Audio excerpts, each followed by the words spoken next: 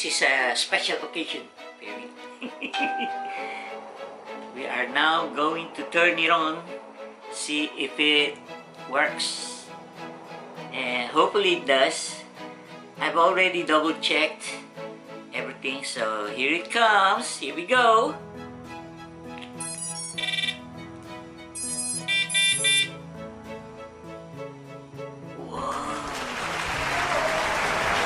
Working. Why is all that on? I wonder. There's a boot button.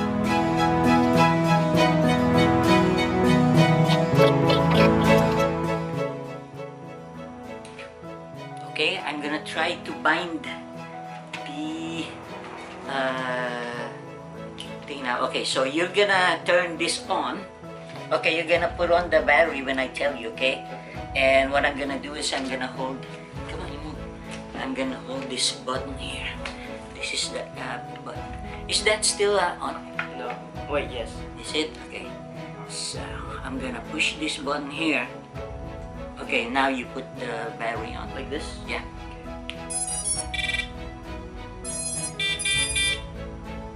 That's good, that's good. Okay, it said that the green button says it's binding. The green LED on the receiver indicates the receiver is receiving commands from the transmitter. The receiver transmitter module binding will not have to be repeated unless one of the two is replaced. What does it say there now? It says RX binding. Well, it's beeping, so What's beeping? This? yeah, I think so.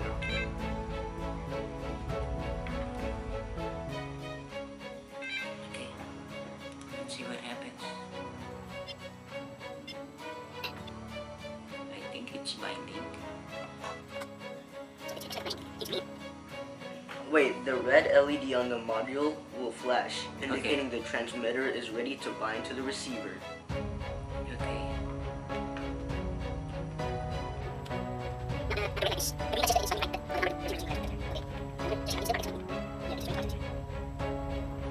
So I don't know if it's even binding. At this point, there is a lot of confusion. We actually don't know what we're doing here. So we're just trying, rebooting, doing everything again and again, and it wouldn't work.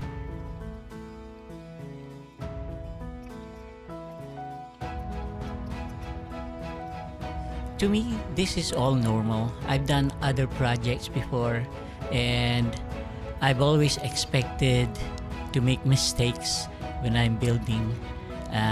It's just, the way it is most of the time, at least.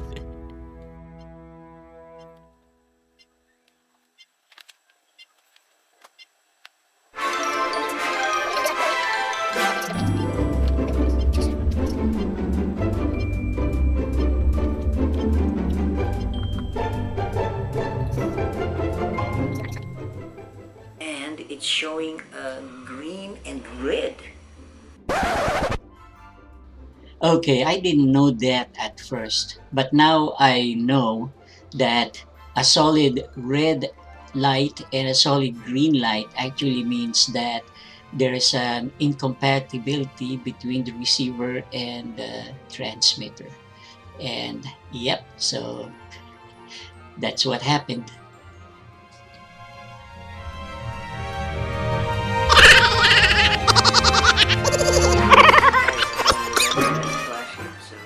Yeah, let's try it again. I'm gonna turn this off and you unplug this. Okay, so I've managed to finally bind this transmitter or remote controller to my quadcopter. Or so I thought. Actually, I wasn't able to bind it. Okay, so now I'm gonna just put it back together now, because it's ready to go. Maybe put some more some more stuff to secure the wires and everything. But for now, I'm gonna put on the put back on the screws because this thing is ready to go.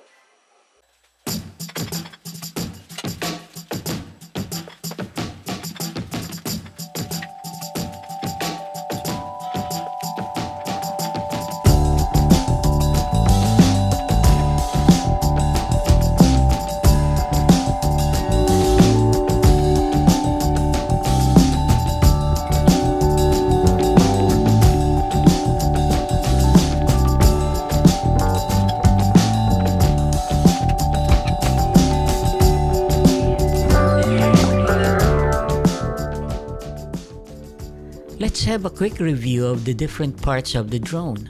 First, we have the LiPo battery. We have the video transmitter. Then the receiver. And the camera, all mounted on the top frame of the drone. On the bottom frame, we have the buzzer, the Mamba ESC stack, the motors right there, and the battery connector right there.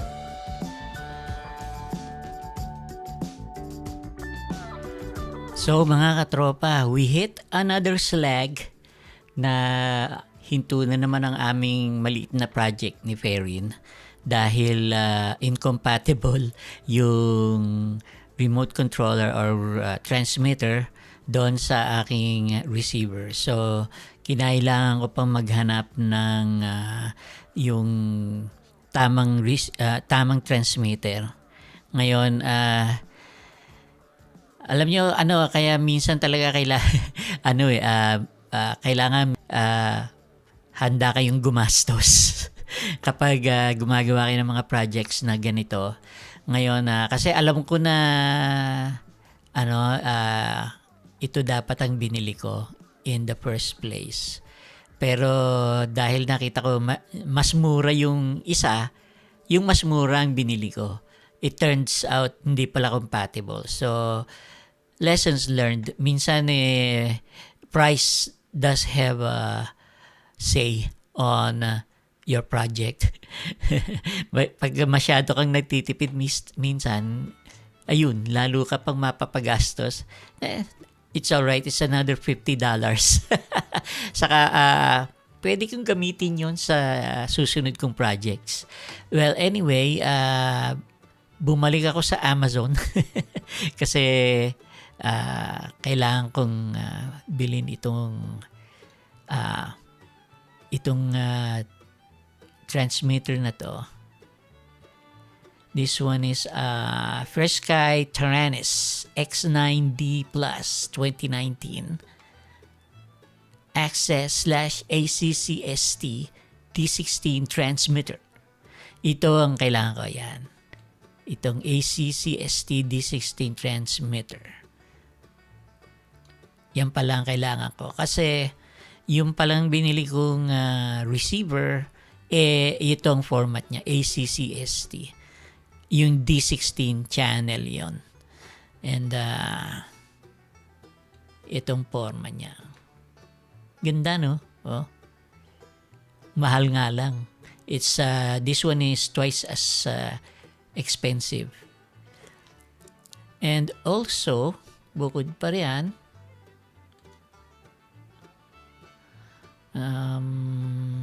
bumili na rin ako nitong 2S type na LiPo battery para rin doon sa transmitter, para rechargeable siya. See, dito siya ikakabit. Let's see. Yan o, yung setup niya. Yep. Yan o. So, yep. So, darating na raw to bukas. Hopefully, totoo.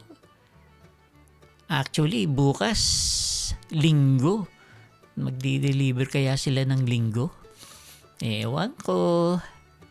Pero eto, so konting setback lang.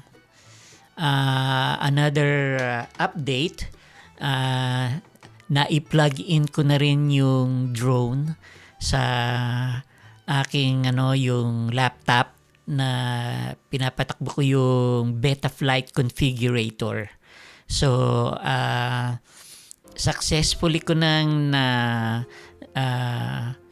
na flash yung bagong version nung firmware nung Mamba flight controller. Yon, na-update ko na siya. So, maayos na siya. Pero nung dinoble check ko yung remote control or transmitter saka yung receiver, hindi siya nagre-respond ng tama. And that's when I found out for sure na yun nga talaga ang problema, hindi compatible yung receiver sa transmitter. So eto na nga. So here we go.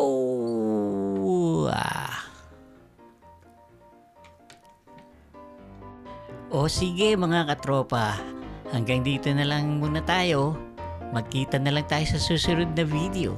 At kung if you find this video informational and somewhat entertaining, please like, share, and subscribe. And see you soon. See you later. Bye-bye. Alright. Alright. Alright. Alright. So how do I do this?